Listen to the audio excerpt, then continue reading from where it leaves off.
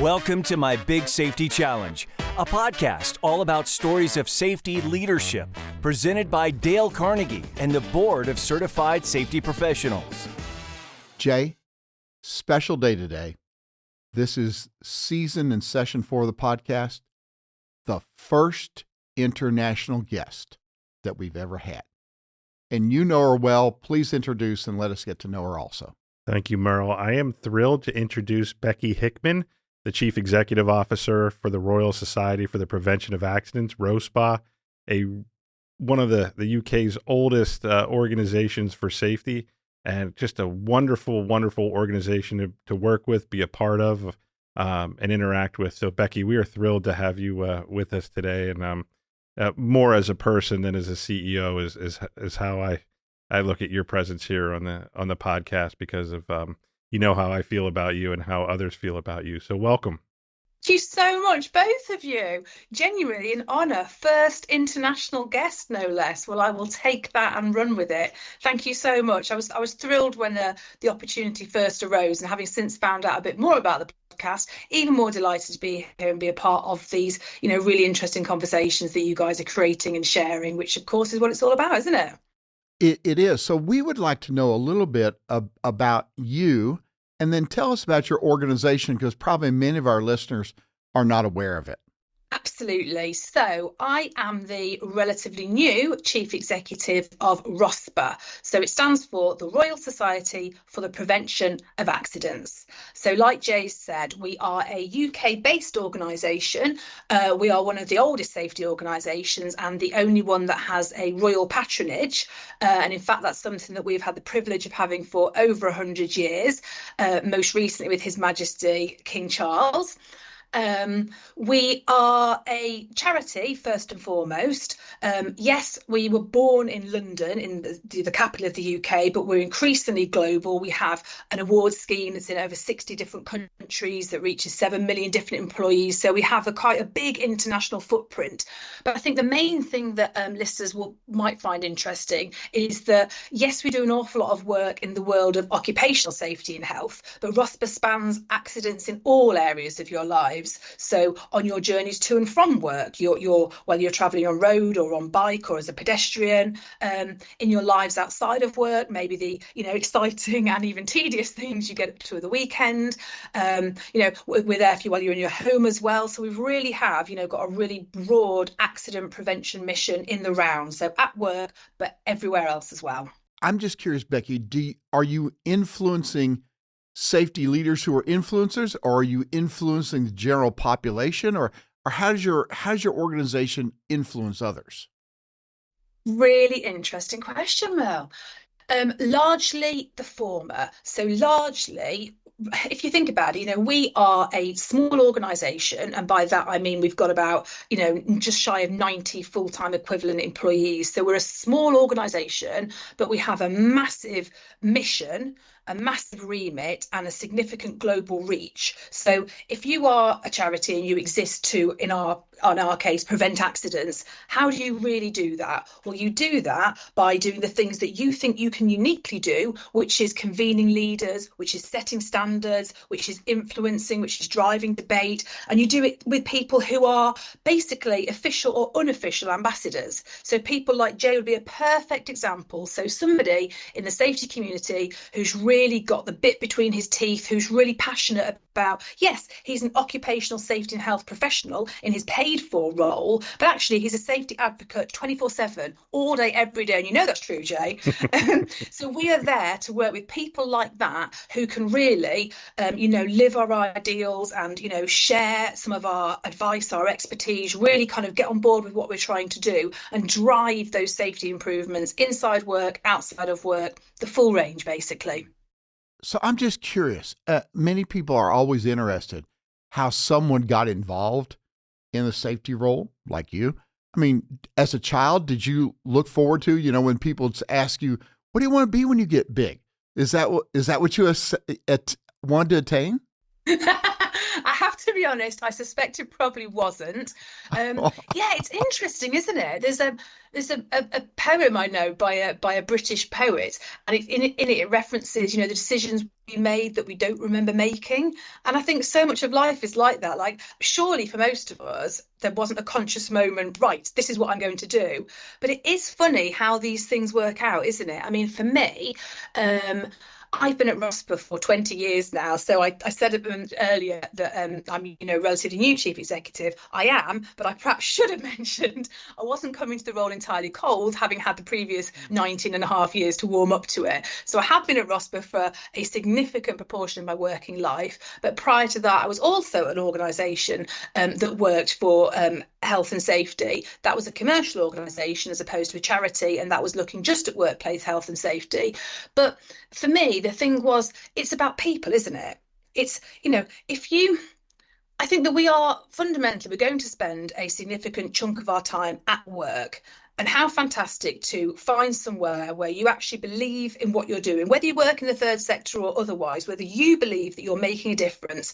And I genuinely think that if you work in safety, in any of the whole raft of roles that encompasses in all sorts of walks of safety, but fundamentally, your job is about saving lives. Your job is about people. And I think once you get that, it's something that you can really engage with, can't you? And you can really always find more fuel in your tank to want to kind of go further on that journey. So I think, yeah, you can't work at RoSPA and use phrases like happy accident, but it feels like actually it was a fortuitous twist of circumstance, shall we say? But it's worked well for me, and I've certainly, never felt that I haven't got more to give and that I'm not part of a community that is consistently digging deeper and giving more. And that's a kind of great space to be from a work perspective, isn't it?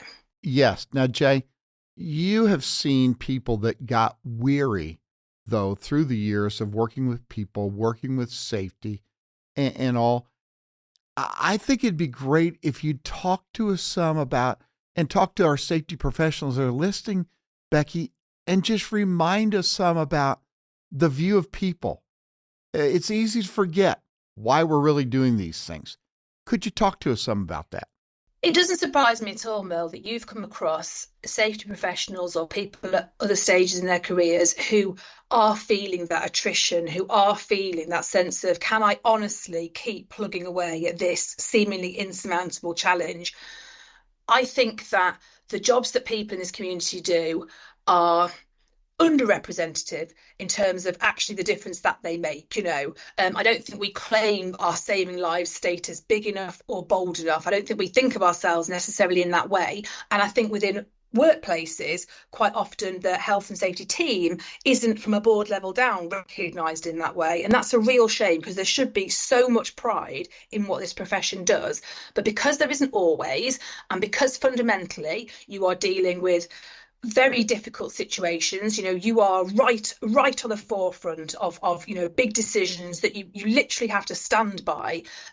You can completely understand why people do feel that this can ebb away from them and it can take more than perhaps they gain from it.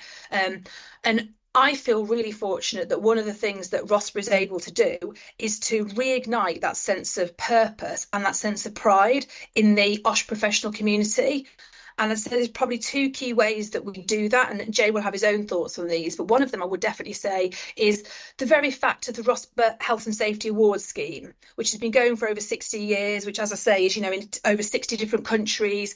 And that is, for so many people that I speak to who work in the profession, that is one of, if not the only time that they get to be on their board's radar for positive reasons as opposed to negative reasons. Because so often, if this is what you do for your profession, you are, held up if something's happened negatively, but when it's the result of pure hard work, day in, day out tenacity and determination and this ongoing insistence that the little things matters because they build up to the big things, that doesn't always get a shout out. Whereas what something like the awards scheme does is bring people together, look back over the last year and give them that opportunity to have that moment in the sun, get them up on the stage, get them there with their teams, get them being a part of a community that doesn't rest on its laurels, that pushes forward. So that, I think, is something something that can really help people when they are feeling that they're perhaps, giving a lot and not getting a huge amount back. And on a similar vein, the other part of it, which again Jay will know some about as well, is that sometimes if you're just talking to people about their lives inside work, it can feel like your messages are perhaps getting a little bit well worn, that they're not really refreshed. You feel like it's perhaps plateauing. If you think of something as perennial as slips, trips and falls in the workplace, sometimes people can feel, do you know what, I kind of feel we keep having the same conversation, but we're not really kicking on, we're not really making a difference. And sometimes then one of the catalysts that can really ignite the next seismic shift is when progressive leaders in the safety community start to also think about people in their lives outside of work, because then you're talking to them as whole people. Then you're talking to them as children, as parents, as caregivers, as partners. Then you're recognizing their world and they feel seen and feel valued. And actually that can flip right back into their lives inside of work as much as outside of work. So I can definitely relate to where you're coming from, Merle. It's definitely something that I experience when I speak to leaders in the community. But equally, I do think that as an organisation, RoSPA is privileged to be able to potentially provide some solutions to what is frankly a complicated, nuanced situation, isn't it? Now, Becky, I'm about to turn this back over to Jay to explore some of that even more. But as you know, I work with Dale Carnegie and we teach a lot for the BCSP people and teach safety professionals about these people principles. There are a couple of Dale Carnegie principles that you were really ringing true with. First of all, the principle that says, give honest, sincere appreciation. Most people who are in the trenches and working hard, like you've said, they do it for the well-being of the people, but there's something of all of us that longs to be known that we've been recognized and that the work we're doing is appreciated. And then another principle is to become genuinely interested in other people and in who they are and talk in terms of their interest. And when we're talking, what you mentioned about safety, it's not just for these 8 to 10 hours that we're in this place. We're interested in their well-being, who they are as individuals, what their interests are. And there's something about that really opens up people then to the message that we have. Jay, how else would you like to dig in on those ideas? Well, certainly the Royal Society for the Prevention of Accidents is that organization that makes you want to be a part of something bigger. That's been my experience. If I take you back in the conversation, maybe 5 minutes to just explore a little bit the feeling of attending their award events in London, or my first experience was with Becky in Scotland in 2019 now. And that feeling of recognition, positivity, reward is an unbelievable experience for a safety professional who is grinding passionately to make an impact on their organization, just relentless hard work day in and day out. And I would challenge anyone listening to this podcast, really, really explore what RoSPA does and try and be a part of that awards setup they have. Well, I was not familiar with their organization before we did a pre-interview with you, and I'm fascinated. What encouragement could you give to the safety professionals that are listening right now that whether they can ever get into your organization and be evaluated, what encouragement would you give them as they're working with their employees and their staff? Because I believe that what you're talking about here could be very transferable to other people in other ways. How could the spirit of what you all are doing, how do you see other people putting that into practice in their factories and their workplaces? How could they put that into use? Yeah, it is. It's about being a part of something, isn't it? So rather than feeling that you alone are dealing with, this never-ending cycles of issues, it's like whack-a-mole sometimes, isn't it? Solve one problem, another one pops up. Solve one problem, another one pops up, and it's relentless. And it can take its toll, as we were talking earlier about people that sometimes do feel worn down.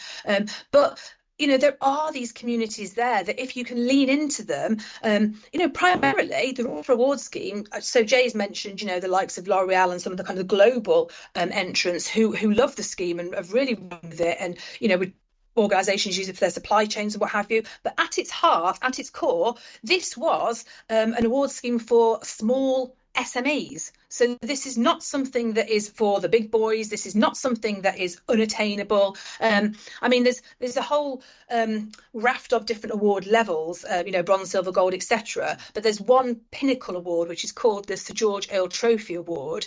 And only a couple of years ago, it was won by a housing association so basically they provide social housing. They probably employ, a few hundred people, if that. Then they're not a name you'd ever have heard of, even if you reside in the same country they're from, but they, above everybody, were held up as being the example.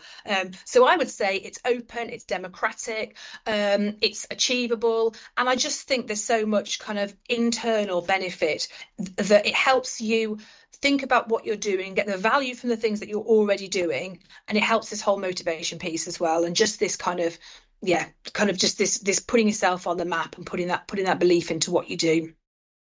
And Jay, when I hear her speak, I'm thinking of another principle of Carnegie where he said, praise the slightest improvement, praise every improvement, be hearty in your approbation, be generous in your praise, lavish in your praise.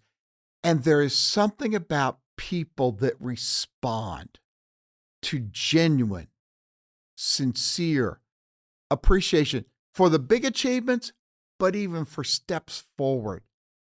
And Becky, you all are really modeling that to people. And human beings value that. That's what he said in How to Win Friends. He said, everybody longs to feel like they're important and they're valued. What's your thought, Jay? Everything about Becky's leadership and the team at RoSPA resonates in that same way. Anyone you're going to interact with that organization is going to lift you up. There's an old saying, we rise by lifting others. That is 100% what this iconic organization does. Can a location duplicate that, replicate that as they work with the people of an organization? How would you encourage safety professionals that are listening to this? How would you encourage them to replicate that in their particular organization?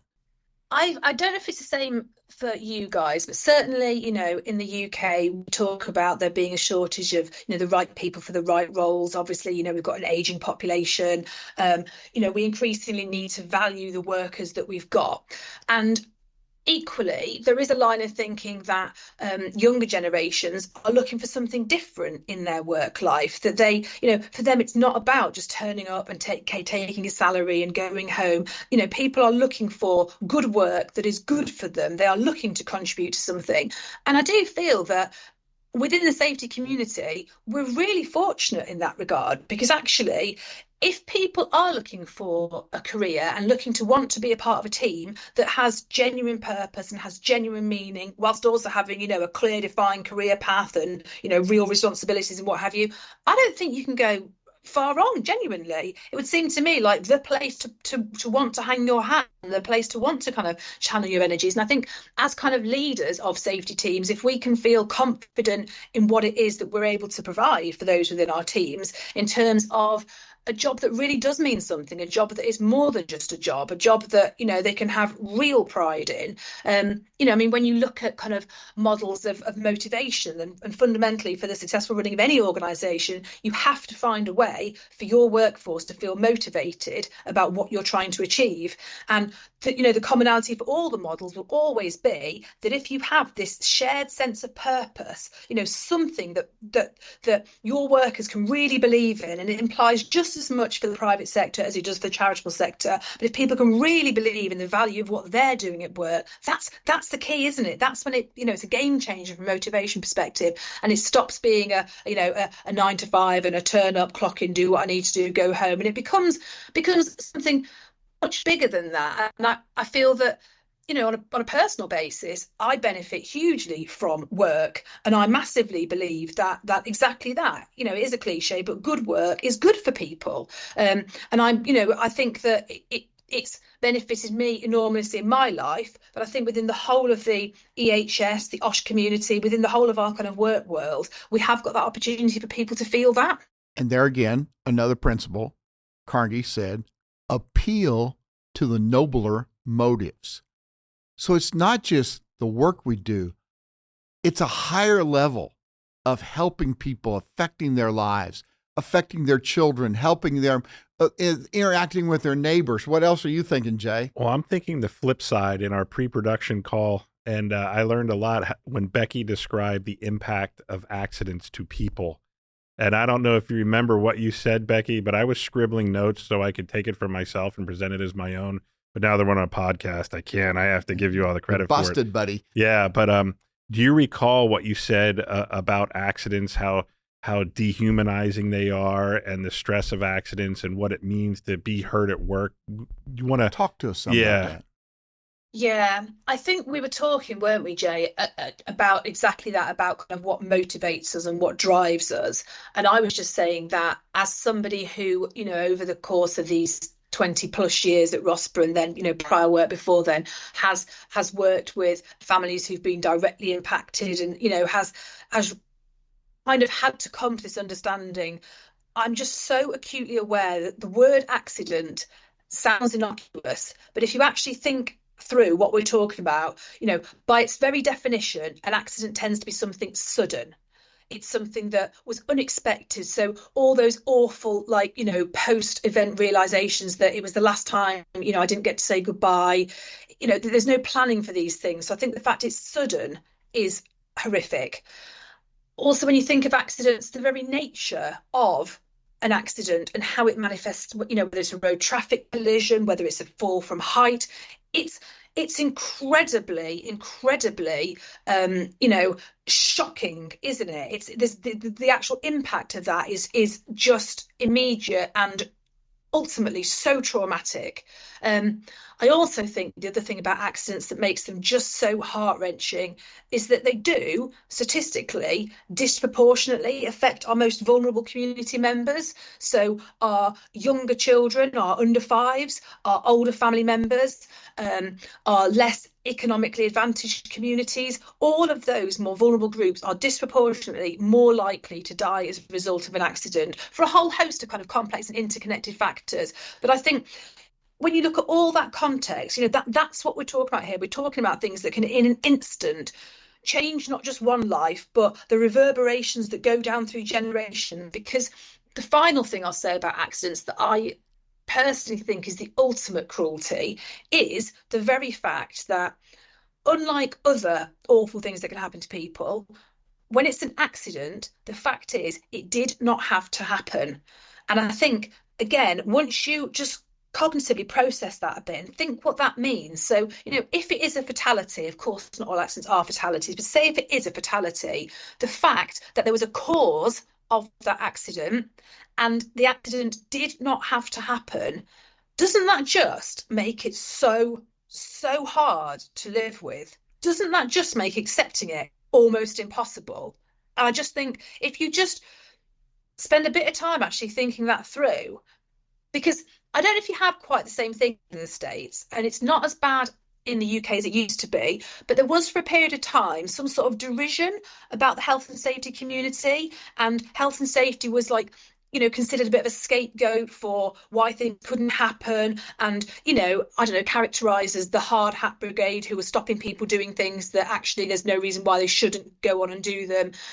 And I have always felt, frankly, quite angry about that easy, lazy stereotyping that absolutely fails to grapple with the reality of what we're talking about when we're talking about sudden traumatic death, life-changing injuries, permanent disabilities that had a cause that did not need to happen. I just think if you can't think about that and get from that your kind of motivation to want to do what you can to be a part of the solutions, then, I don't know. Now, Becky, I'll tell something quick, and then as I'm doing that, I'm kind of curious if there's a particular story that stands out to you that really enlightened you on that, or when you think about it, it drives you. But on a personal note, 43 years ago today, my wife and two of her sisters and her mother and her father were involved in a head-on accident where her father was taken suddenly and killed by a young man that didn't mean bad, but he went around a curve on a hill and hit him head on. And we were just having that conversation yesterday of how that one moment 43 years ago impacted lives forever. And did you have anything like that you've seen, a story that really resonated with you of the effect that an accident has on people, their families, other individuals? Yeah, I think one for me, and it's, yeah, you always feel it's not your story to tell, don't you, in a way? I don't know if you feel that sometimes. It's not my story to tell, but one that I have never forgotten about is a friend of mine went to university with a friend of hers who subsequently did what lots of students in the UK do, which is move to a house share in London, good job opportunities, you live with lots of other young people. And basically she came home from work one day, had a headache, so ran herself a bath and died in the bathtub. And it turned out it's because there was carbon monoxide poisoning in the shared house that she was renting from a faulty boiler that hadn't been serviced. And to me, that's one of those ones that it almost gets worse every year. She was engaged to be married at the time that this happened. So you've then got her fiance who, should have been starting married life, not going down that route. I think of her parents quite regularly because this is someone who's the same age as me, and I think of what have I done since those early years, gone on, got married, had children. You think what's been taken from them, and it's generational, isn't it? It's the siblings, it's her then fiance, it's her parents, it's any future that she was promised is taken away. These are things that can and should have been done. And equally looking at it the other way for the I don't know anything about the case in detail, but the legalities of who owned the house and what should and shouldn't have happened. You think there, because where there is blame here, there is that again, and that's long-term life-changing impact as well, isn't it? So yeah, I mean, I can talk to you big picture wise about globally the statistics and globally how many people die as a result of accidents every year. And that's all very meaningful and actually probably quite shocking for your listeners. But equally, sometimes, just as you've done, Mel, I don't think any of us would struggle actually to think just in our local lives and our local communities of these reverberations of absolute tragedy and what that means on that sort of level. And that's the great opportunity that safety professionals have to bring that as a reminder to people who get busy in life, Jay, who at times kind of get stuck in the grind, the routine, as we've said. And there was another statement that she said about accidents, and that I don't know that we've actually said that now, that you had written down that you said was really a game changer for you of how to perceive them as a tragedy that shouldn't happen. Just the fact that probably I haven't sat down and looked. I look at all kinds of linguistics and words, as you know, hanging out with me today. I talk about care like that's an incredible word that needs to be used in safety all the time. And you're seeing it in a lot of companies these days. But after 30 years, I haven't really sat back and thought, what does an accident really mean? It means it was really superficial for me in my career. It means somebody got hurt and I didn't do my job to prevent it. But I never sat down. I knew it was bad. I always knew it was bad. It would impact people at this high level. But then to sit and listen to Becky a couple of weeks ago describe it, just like you did now, it's sudden, it's dehumanizing. There's no social justice to it.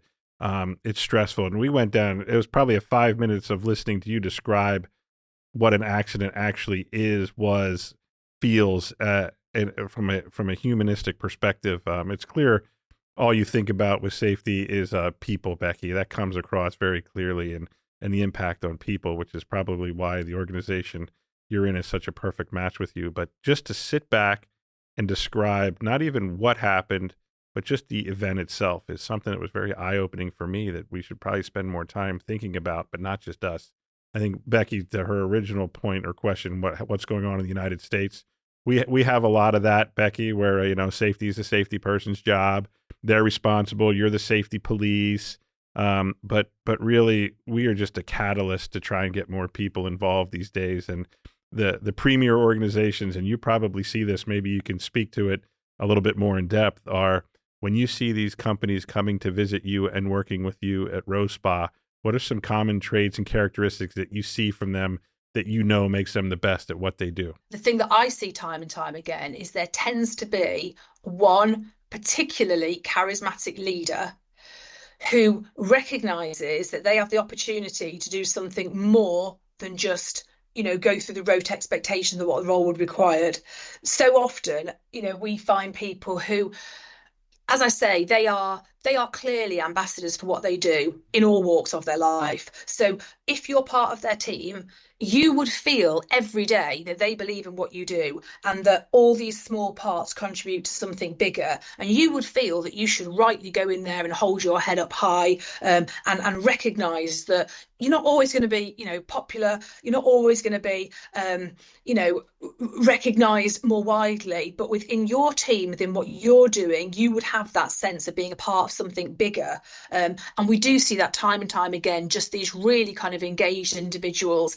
And they tend to want to lean in and be a part of things, and they'll volunteer with us to mentor other organizations who perhaps at a different stage in their evolution. They'll want to perhaps be ambassadors for us and help open up their networks, so we have opportunities like this to go along and sort of talk about some of the things that we can do and have done and be a part of things. And so often, one of the definite things that I find is that, wow, okay, how great that actually you can often find, so you're probably the person that's created this environment where your team feel listened to, they feel valued, they feel confident to go out and make these things happen and have these conversations. So let me double down on that, Becky. Are you saying that charismatic leadership is a fundamental injury prevention technique for the companies that you are working with? If not charismatic, then certainly authentic and genuine. Like what I'm talking about, Jay, is people that don't just give it lip service. I don't need them to be standing on a stage and clapping and I don't need that. That's not relevant. They're not running a cult, but I think it makes a difference when they genuinely believe in it themselves. Like you can do safety as a tick box exercise. You can consider your legal duties. You can go through and think, tick, I am compliant. Tick, I have, done that. You can choose to treat it like that, and lots of organisations do. And in the eyes of the law, they are, operating as they should do. However, what I'm saying is that where you have people in positions of authority who genuinely believe in the value to their organization's performance and to their individual's performance in a holistic sense, I say that's a game changer. Yes, for sure. Yeah, but it's got to be authentic. And it's this idea, and we teach this in Dale Carnegie at times, that we want to have certain results. But to have those results, you have to do certain things. But to do certain things, Becky, you have to be. And it starts on the inside, that authenticity. If you be, you'll do. And if you do, you'll have. But it starts with being who you are. And that authenticity, that realness that people you talk to, they say, they're not just saying this stuff. This safety person leads it. Even if they don't have a title, they believe it. How valuable has that to our work that we do, Becky? You have, it really is, isn't it? It is. All right, I just want to, when I first met you on here, and haven't met you face to face yet, but I said, this woman is genuine. She has enthusiasm. Could you talk to us of how you contribute that in your life to what you do and how valuable that is? enthusiasm? I think that one of the ways that I'm very fortunate is that, I kind of have I've got obviously internal responsibilities, but I've also got a very externally facing role. So I regularly meet people who are genuinely inspiring. And I think it's a privilege to represent an organisation like RoSPA. I consider my kind of tenure is, really what you want if you have the honour to lead an organisation with a heritage and pedigree and a mission such as our own, is you want to be able to do the very best that you can with that so that it'll be even better for future generations. So that in itself is a motivator. That is something that makes me want to kind of, get up and crack on and drive things forward, because I believe that we've got just so much potential. I believe that we've got such an important, enormous mission that if I ever felt like I should take my foot off the gas, then I shouldn't be doing the job anymore, because there's always further to go. And then I feel like it is so compounded by the other interactions that you have, and the ways in which you see leaders are able to change things within their workforces. So, for example, one that comes to mind is an organisation called TriStar, who are based in the Gulf region, and their chief executive is somebody called Eugene Main. He's basically built a very successful transport organisation from scratch, really successful now, but safety runs through that organisation like nothing else. And I was at an event where he was speaking on the stage, addressing a sort of mixed crowd, and you can tell, can't you, the energy that's created in presentations like that. You just get a feel for it in the audience, don't you? And I was chatting to some of his colleagues, some of his workforce afterwards, and to a person, they all talked about how fortunate they feel to work at an organisation where that's your leadership. Where that mindset is what's, it's not about your shareholders. It's not about, it's safety first and foremost, and everything was subordinate to that. And that's quite game changing, isn't it? But just to see that direct correlation between that leader, that, visible leader who is the embodiment of safety, and then how that you can see cascades down to create that culture within that organisation. And I believe I told you the statement that Dale Carnegie said. I sent it to you. That he said the little known secret of success in an organization or for people is enthusiasm. And some people say, well, I'm just not really enthusiastic. He said, act enthusiastic and you'll become enthusiastic. And it grows. And how much do people within our workforces long to see us as leaders who just don't have a title, but from our soul and our being? Jay, it's that enthusiasm. How vital is that? It's vital.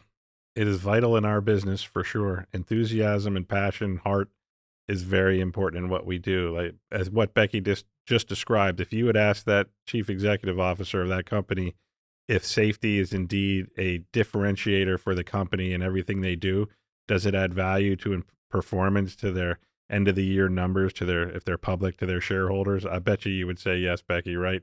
He thinks it's a key business differentiator. Absolutely. Because it's protecting his people, number one, it's adding value to the business, and two, it's a financial performance indicator.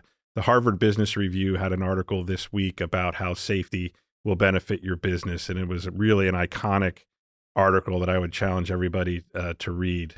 It was on LinkedIn. It's been all over the papers here. If you're into research and you're into understanding the value proposition of safety, it's going to make you money. But you're not here to make money on safety. You're here to protect your people. But by protecting your people, you're going to make money for your business. Like, how can you argue with that logic? Oh, everybody goes home the same way they came to work. Oh, it makes the company more profitable. Oh, great. This is fantastic. And that's the beauty, Becky, that we've seen you portray to us and give us an example for here, is that the enthusiasm has to start with us. It's contagious and it's caught by other people. But if our safety professionals that are listening are waiting for everybody else to light the fire, it could be dim for a long time. It could be. Becky, let me ask you, we're getting close on time here, and I really want to honor your time. But what advice would you give to Jay as a 22-year-old safety professional coming into the world versus Jay as a much older man 30 years later working for safety after a 30-year career? What would you say to the young Jay coming in and the Jay that you see before you now from a career perspective? What advice would you give an EHS professional at the start and more towards the more mature end of their career? Mature, I said. Wow. I don't feel wildly qualified to advise either young Jay, who I imagine was a bit of a character, or his more mature counterpart. But And he's still I'll a give it character too, stab. but that's okay. That's a whole different thing. Absolutely. I think for somebody young starting out, I can only speak from my own perspective, and I remember finding those initial years quite hard, in so much as that, you're following a sort of trajectory, aren't you? If you're fortunate, you've perhaps gone to university and you very much put one foot in front of the other and continue to follow a straight road. And then when you come to the end of that road, it can be quite hard to know where to go and to feel that you found your purpose. I think that I'm by far not alone in always sort of thinking that I probably would find a job that I felt had some social value. My mum and dad are both teachers, for example, and I've always grown up in an environment where it's expected that you work hard, and it's expected that you work hard at something that you feel has value. It's irrelevant what price tag the wider world attaches to that in the form of your paycheck, but you feel that what you do has value. And I think for people like young 20-year-old Jay, it can be hard because you do want to find that in your life, because you probably already realise that things can feel quite hollow and empty if you're not able to find a sense of genuine purpose for yourself. And what I would say is that I genuinely do think that a career in safety gives people that. As I said earlier, we don't shout about, because the trouble is that you don't see the lives you saved. That's by definition, isn't it? You don't know what didn't happen because of the interventions you low-key, quietly, behind the scenes put in place. So you perhaps don't see it, but if you are at that early crossroads in your career and you're looking for a way ahead, I would say if you want purpose and a sense of real value, then you can't go far wrong. And then to older Jay, I've witnessed current Jay in action. Easy, Becky. And one of the great abilities you have is to, because of that authenticity, because of that genuine belief in what you do, and because of that real lived experience, you can bring people with you. So, it's not that long since you joined Xylem, and I've met some of your team members there, and from their perspective, you were their new boss, and actually, who were you? What legitimacy did you have to go in and kind of change their work world? And I mean, no disrespect, but that's a very natural way to respond to having a new boss. And what I've, seen from my sort of sideline vantage point is how you have created a cohesive team who are pretty prepared to follow you wherever you would take them, Jay, frankly, aren't they? Because you've listened, because you've done it genuinely, because you've got that experience that you've brought to bear. And that's the value, isn't it, of all the things that you've done, culminating now to be in these positions where you were able to use your power to that great effect. And it's just a really, really great thing to witness. And I imagine for you, Jay, a great thing to be a part of. And I know that your team, are very engaged and are very keen to continue to go on with their journey and their progression. So yeah, it's a fantastic thing to witness. That was really kind words. Thank you, Becky. Moving. And Becky, I would encourage all of our folks. Some people are seeing the video, other people are just hearing the verbal words, but I would encourage everybody to go to that website, RoSPA.com, and just look at it and explore it and gain some ideas from it, even consider doing the process of it. And as I'm looking here at the tagline of your organization, it says, accidents don't have to happen. And what a great reminder that is, and a great message that we can give to our people as we're working with them. And from our heart, thank you very much for taking your time to help influence the many people that will listen in. You're an influencer with enthusiasm from your heart and your soul. And Becky, thank you very much for sharing your time with us today.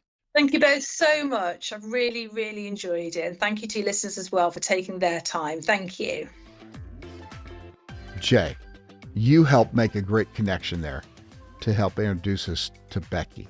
There's so many nuggets, but something that stood out to me was we talked about statistics and the stories behind what happens. And behind every number, there's lives and there's stories of people that are affected. And she helped bring that to life. What's something that stood out to you about this time? Becky's energy, enthusiasm, and passion for people clearly come across in everything she's doing. The way she articulates at the basic level of what safety and accidents are and how they impact people and what her role is to prevent them in the future. It was just it's amazing to listen to her describe those aspects. Yeah, so for as folks have listened, it's things that can make game changers for all of us. Great stuff. Fantastic, I agree. Thanks for listening to My Big Safety Challenge, a podcast produced in partnership by Dale Carnegie and BCSP, with your hosts, Dale Carnegie Master Trainer Merle Heckman and Jay Harf, Vice President of Global Environment, Health, Safety, and Sustainability at Xylem. Executive produced by Charlie Eltringham. The supervising producer is Joel Burgai. Directed by Jiachi Liu. Edited by Jared Griot and Kyla Anderson. Editorial support from Brandon Mohawk. Social media support from Braylon Morgan and Evelyn Baku. Consulting producers are Colin Brown and Mark Sullivan. To have new episodes delivered directly to you, please subscribe on Apple Podcasts, Spotify, or wherever fine podcasts are downloaded. If you would like to share your story of a safety leadership challenge you faced, email us at info@mybigsafetychallenge.com. See you next time.